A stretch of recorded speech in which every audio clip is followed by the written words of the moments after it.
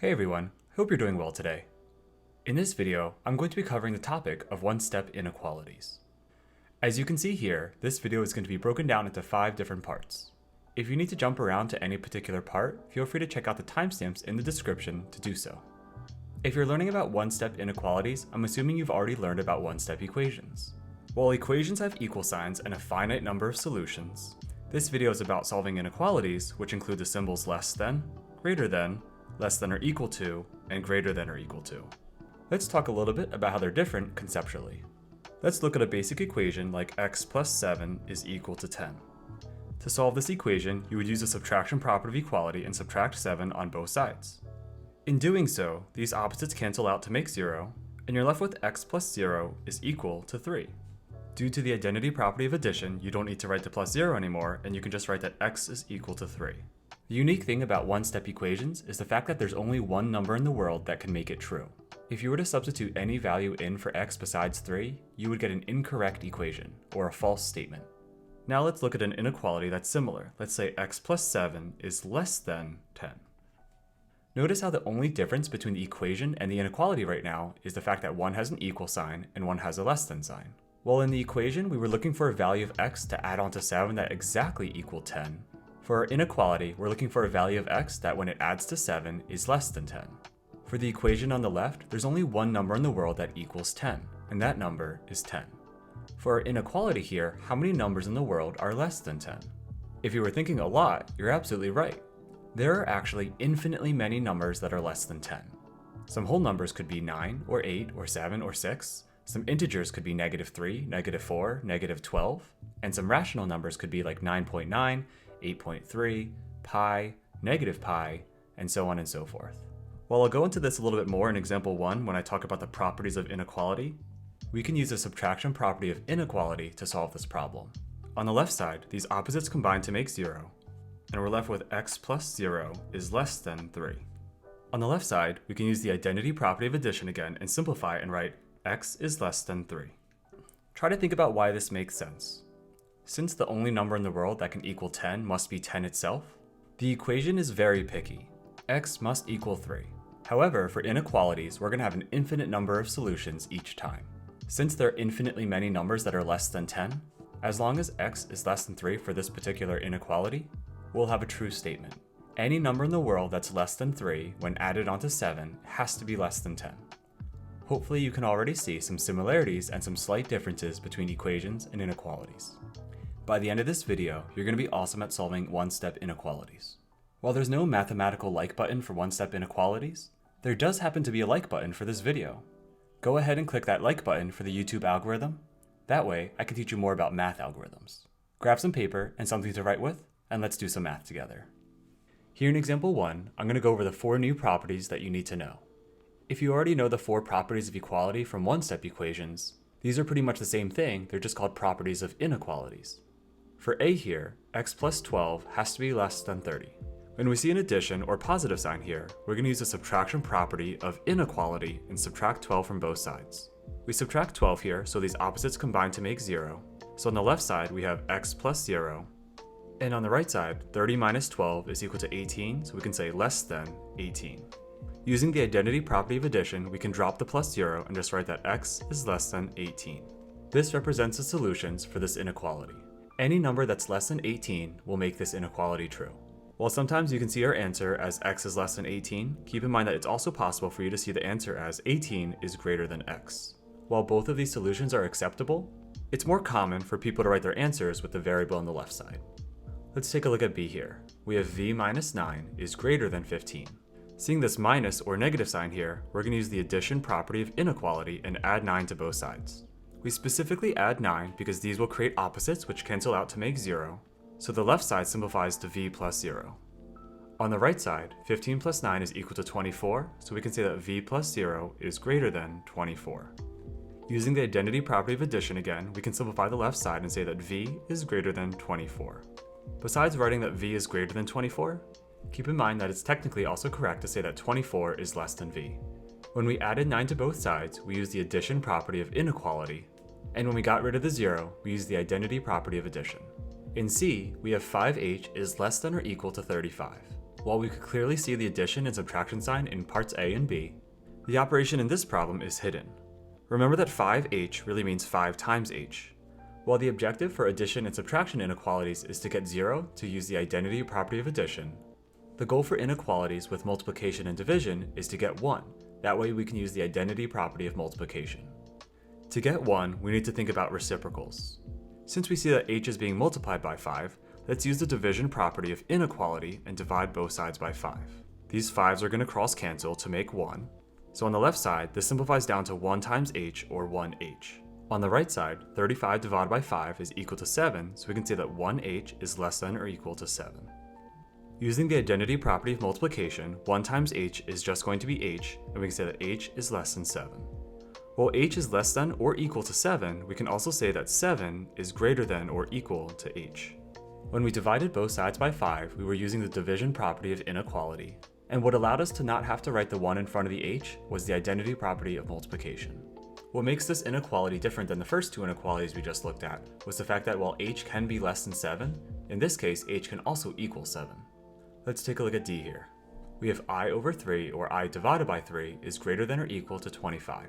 Since this fraction bar means division, we're going to have to use multiplication here.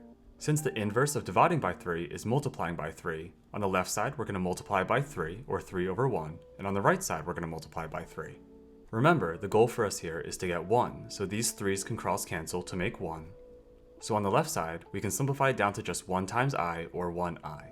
On the right side, 25 times 3 is equal to 75, so we can write that 1i is greater than or equal to 75. If we can write that I is greater than or equal to 75, we can also write that 75 is less than or equal to I. If you substitute any value that's 75 or higher back into the original inequality, you're going to get a true statement. When we multiplied both sides by 3, we used the multiplication property of inequality.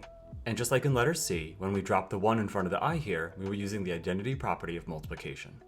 My goal here is for you to see that there's some very important similarities between these one-step inequalities and the one-step equations that you've learned about. If you already know the 4 properties of equality, then picking up these 4 properties of inequality is going to be pretty straightforward. And lastly, keep in mind that the identity properties of addition and multiplication are exactly the same as they were with the one-step equations. Here in example 2, let's take a look at solving and graphing inequalities that have addition or subtraction. Throughout these 4 examples, we're going to solve the inequalities, use the properties while we're doing so, but then I'm also going to show you how to graph your solution on a number line. For letter A, we have y plus 14 must be greater than 41. Let's start by using the subtraction property of equality and subtract 14 from both sides. These are opposites, which create 0, so on the left side we can just write y plus 0. On the right side, 41 minus 14 is equal to 27, so we can write that y plus 0 is greater than 27. On the left side, y plus 0 is just y, so we can write that y is greater than 27. There's our solution. When we subtracted 14 from both sides, we were using the subtraction property of inequality, and when we dropped the 0, we used the identity property of addition. Now let me show you how to graph our solution here. Since y is greater than 27, 27 is our important number, and we always place that in the middle of the number line. After that, it's common practice to write 2 numbers that are larger than it, and 2 numbers that are smaller. While I went by 1s here, you can also go by 2s or 3s or 4s or anything else that you'd like to. When we graph inequalities, there's 2 types of circles that you can put on a number line.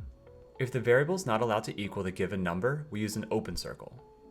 When we said that our solution was y is greater than 27, y is not allowed to equal 27. The reason being is because 27 can't be greater than 27. Any inequality that has less than or greater than will always have an open circle when you graph the solution. Now think about numbers that are greater than 27. Since numbers like 28 and 29 are greater than 27, that lets us know that we draw our arrow on our graph to the right side here. What we're showing here is that the numbers that are to the right of 27 or are greater than 27 are the numbers that will make this inequality true. A little trick or a hack that I have for you is that if you write your solution with a variable on the left like we do here, the inequality, which is greater than here, matches the same direction that the arrow is pointing. As long as you write your answers with the variable on the left, this will always happen.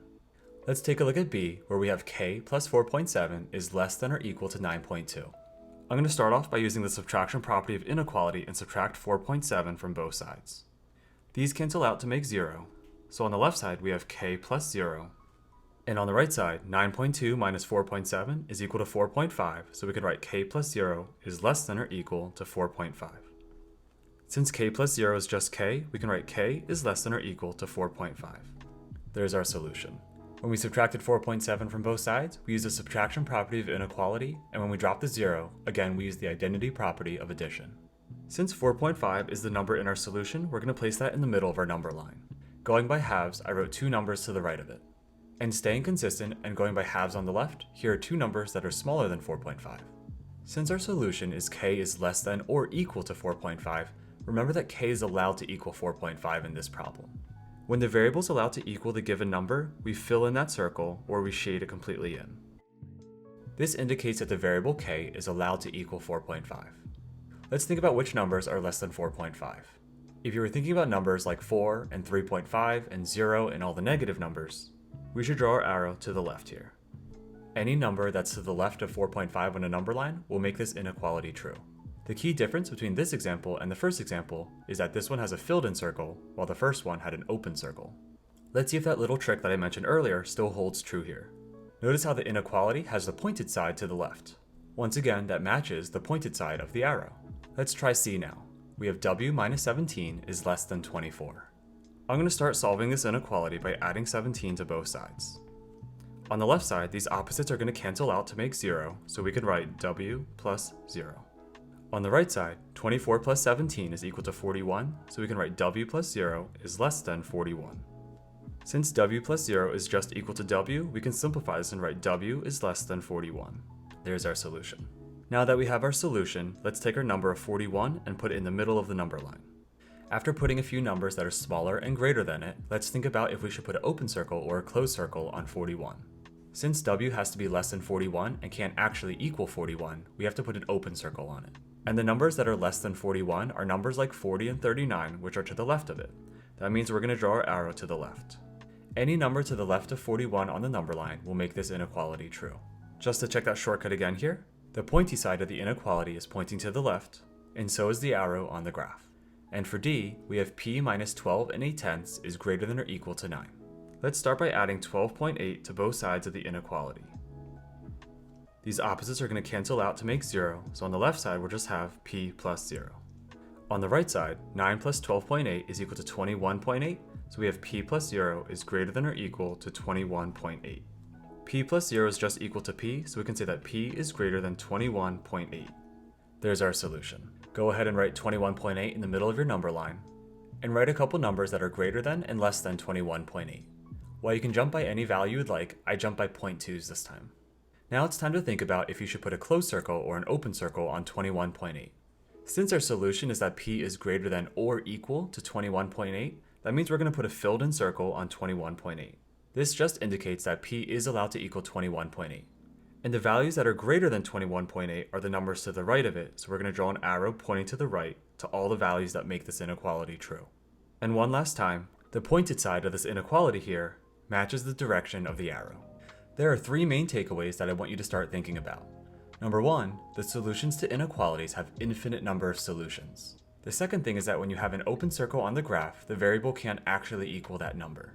And the third thing is that when you have a filled-in circle or a closed circle on the number line, that means that the variable can actually equal that number. And remember, if you write your solution with the variable on the left, then the pointed side of the inequality is going to match the pointed side of the arrow on the graph. In example 3, let's take a look at how to solve and graph inequalities that have multiplication or division as the operation. For A, we have 4x, or 4 times x, is less than or equal to 12. Since we know that 4 times some number is less than or equal to 12, we're going to use the division property of inequality and divide both sides by 4. By dividing by 4 on the left side, we're going to get a coefficient of 1 for x, and we can write 1x. And on the right side, dividing 12 by 4 is equal to 3, so we can write 1x is less than or equal to 3. Using the identity property of multiplication, we can drop the 1 and just write that x is less than or equal to 3. And you can also say that 3 is greater than or equal to x. The important number in our solution is 3, so we're going to put that in the middle of our number line, put two numbers less than it, and two numbers greater than it. When we say that x is less than or equal to 3, x is allowed to be 3. That means we're going to put a filled-in or closed circle on this 3 on the number line. Since the values of x has to be less than or equal to 3, we're going to draw an arrow pointing to the left, pointing to all the numbers that are less than or equal to 3. And using that little trick I showed you earlier, when we write our answer with the variable on the left, the direction of the inequality symbol happens to match the direction of the arrow.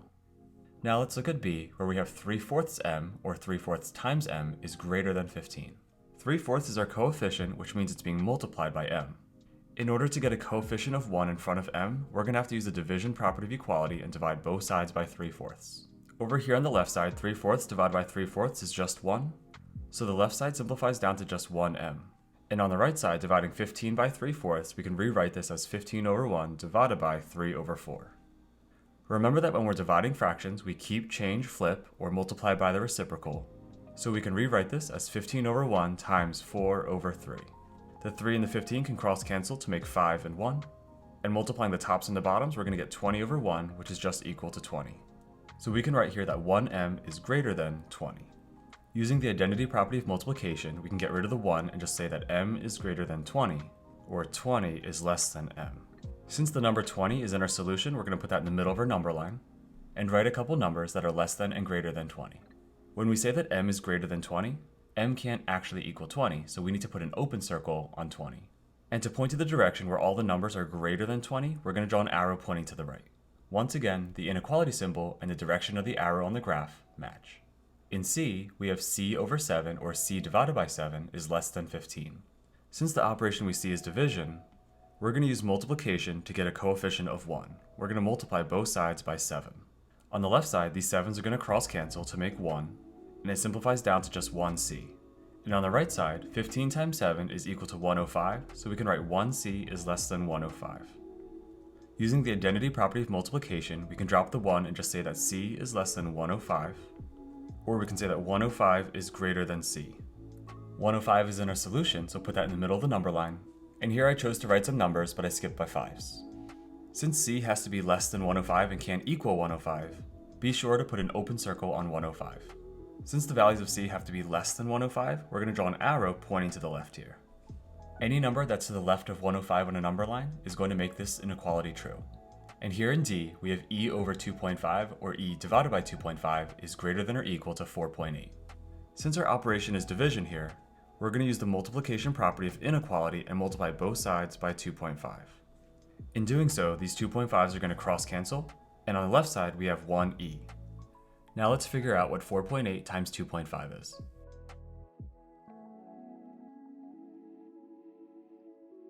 Now we can say that 1e is greater than or equal to 12. Using the identity property, we can drop the 1 and just write that e is greater than or equal to 12, or we can say that 12 is less than or equal to e. Since 12 is our important number in our solution, let's put it in the middle of the number line, and then place some numbers around it for reference. Since e has to be greater than or equal to 12 and can equal 12, we're going to draw a filled in or a closed circle on this number 12 here. Since the values of e have to be greater than or equal to 12, we're going to draw an arrow pointing to the right. As long as the value of e is at least 12, it's going to make this inequality true. In both A and B, we use the division property of inequality, followed by the identity property of multiplication. In both C and D, we use the multiplication property of inequality, and once again, they both use the identity property of multiplication. At this point, it's important to remind you that when you're dealing with equations or inequalities that have addition and subtraction, the goal is to get 0. But when you're dealing with equations or inequalities that have multiplication or division, the goal is to get 1. To recap, the purpose of getting 0 and 1 for these types of equations and inequalities is so you can use the identity property to simplify. The other important thing to remember is that when you're dealing with inequalities, make sure you're being careful about which way your arrows are pointing and if you have an open or a closed circle. The other thing to remember is that when you're graphing your inequalities, make sure your arrows are going the right way on the graph and your open circle and closed circles are graphed correctly. In example 4, let's try some one-step inequality application word problems. In this first one, Grace's parents say that she can watch at most 4 hours of a show this weekend. If she already watched the show for 2.4 hours, write, solve, and graph an inequality to represent how much more she can still watch. One of the key phrases here is at most. If Grace can watch at most 4 hours of a show, that means she can watch 4 hours, but no more than that. Here's the inequality that we should set up. I'm going to use the variable w to represent the number of hours that she can still watch. Then I'm going to add on this 2.4 hours that she's already watched. This is a constant and it doesn't change. Adding up what she could watch, which is w, plus the 2.4 hours she already watched, can't be more than 4 hours. We need to use this less than or equal to symbol because Grace can't go over 4 hours. To solve this, we're going to use the subtraction property of equality and subtract 2.4 from both sides. These cancel out, And on the right side, 4 minus 2.4 is equal to 1.6, so we can write w plus 0 is less than or equal to 1.6. Dropping the 0 here, we can say that w is less than or equal to 1.6. There's our solution. Putting this on a number line, we're going to put a closed circle on 1.6 and draw an arrow pointing to the left. In conclusion, if Grace has already watched 2.4 hours of the show this weekend, she can only watch 1.6 more hours. And hopefully it makes sense that this is an inequality here because of course, Grace can definitely watch less than 1.6 hours if she wants to. In the second one here, Jay wants to buy as many packs of the same candy as he can with $25.20 that he has. If he wants to buy 9 packs of candy, write, solve, and graph an inequality that represents the most expensive price Jay can afford for each candy. Since Jay is going to be buying 9 packs of the same candy, I'm going to say 9C or 9 times C is going to be less than or equal to 25.20. At this point, try to think of some reasonable prices that the candy could actually cost. If you think about whether Jay can afford $1 candy, he can because 9 of these $1 candies is $9 in total. That's less than $25.20. What about if each candy was equal to $2? Well, 9 times 2 is 18, so he can definitely afford candy that's $2 each. If C was 3 and each candy was $3, 9 times 3 is 27, and this is too much. Therefore, we can estimate that the candy has to be less than $3 but more than $2. Since 9C means 9 times C, let's use the division property of inequality and divide both sides by 9 to solve this. These are going to cancel out on the left side, and we're left with 1C. And on the right side, $25.20 divided by 9 candies is equal to $2.80. Dropping the 1 here, we can say that C, or the cost of one candy, can be at most $2.80. If Jay has $25.20 and he wants to buy 9 of the same candy, the most expensive candy he can buy will cost $2.80. Since he can afford candy that's $2.80, we're going to put a filled in circle on 2.8 or 280, and we're going to go less than to the left because he can't afford anything more than that. In his third one, Emma wants to make at least $93 from working at a bubble tea place to save up to buy a present for Miss Jaeger. If she only has time to work 12 hours, what's the minimum she needs to be paid per hour to reach her goal? The key word here is minimum. As long as Emma reaches a certain number, anything more than that is totally okay. If Emma's working for 12 hours and she makes the same amount of money each hour, that represents repetition. Using h to represent the number of hours, I'm going to say 12h or 12 times h is greater than or equal to 93. By multiplying the 12 hours she works by how much she makes per hour, we're going to solve for how much she needs to make to meet her goal. Since 12h means 12 times h, we're going to divide both sides by 12 to solve this inequality. These are going to cancel out to make 1, so the left side we have 1h is greater than or equal to, and 93 divided by 12 is equal to 775. Dropping the 1, we can say that h has to be greater than or equal to 775. As long as Emma makes at least $7.75 per hour, she's going to reach her goal. Since Emma would reach her goal if she makes $7.75 per hour, we're going to fill in the circle on that value. But we're going to draw an arrow pointing to the right because she's not going to mind making a little bit extra money. And finally, here in example 5, we're going to try one example where we apply inequalities to geometry. We're told that the area of a rectangle must be less than 100 square meters. If the length is 12.5 meters long, we need to write, solve, and graph an inequality that represents all the possible widths that the rectangle could have. So here's our rectangle, and our length here is equal to 12.5 meters. We don't know our width, so I'm going to leave that as our unknown. And the last thing we know here is that the area of this rectangle has to be less than 100 square meters. It can't be equal to it, it has to be less than it. Let's write down our formula to how to find the area of a rectangle. It's going to be capital A is equal to L times W. However, in this problem, the area has to be less than 100 square meters. We're going to write here that the area has to be greater than the length times the width. Substituting in our area, we can say that 100 square meters is greater than 12.5, which is our length, multiplied by W, which is our unknown. Since you might be uncomfortable with seeing the variable on the right side, remember that you can always rewrite inequalities and turn them around. We can also write here that 12.5 times W is less than 100. While both of these inequalities represent the same thing, feel free to use whichever one makes more sense to you. To solve this inequality, we're going to use the division property of inequality and divide both sides by 12.5. On the left side, the 12.5 over 12.5 is going to cancel out, and we're going to be left with 1W. And on the right side, since 100 divided by 12.5 is equal to 8, we can say that this is less than 8. Using the identity property of multiplication, we can drop the 1 and just say that W is less than 8. This right here is our solution. Keep in mind that w, or the width, can't actually equal 8. That's why we need to put an open circle on this number line. If w was equal to 8, then the area would equal exactly 100. But remember that the problem said that the area must be less than 100 square meters. All the possible values for w that'll make this inequality true have to be less than 8. Any number that's less than 8 will get us an area that's less than 100 square meters. Just to name a few, some possible widths you could have that would make this true are something like 7.9, 7.5, 3, 2, or even something as small as 0.1. Any of these widths would give us an area that's less than 100 square meters. And that just about wraps up this video on one-step inequalities.